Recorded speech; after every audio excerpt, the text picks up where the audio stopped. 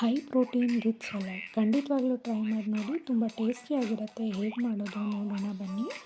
ಬೌಲ್ಗೆ ವಾಟರ್, ಸ್ವಲ್ಪ ಸಾಲ್ಟ್ ಹಾಕಿ ಚಾಪ್ ಮಾಡಿಟ್ಕೊಂಡಿರೋ ವೆಜಿಟೇಬಲ್ಸ್ ಎಲ್ಲ ಹಾಕಿ ಬಾಯ್ಲ್ ಮಾಡ್ಕೋಬೇಕು.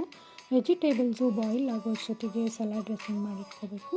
ಸಲಾಡ್ ಡ್ರೆಸ್ಸಿಂಗಿಗೆ ಒಂದು ಜಾರ್ಗೆ paneer, curd, chilli flakes, oregano, ಸ್ವಲ್ಪ ಸಾಲ್ಟ್, ಆಪ್ಷನಲ್ ಬೇಕು ಅಂದರೆ ಕ್ಯಾಶ್ಯೂಸ್ ಕೂಡ ಹಾಕ್ಕೊಂಡು ಬ್ಲೆಂಡ್ ಮಾಡ್ಕೋಬೋದು. ವಾಟರ್ನ ಯೂಸ್ ಮಾಡಬಾರ್ದು.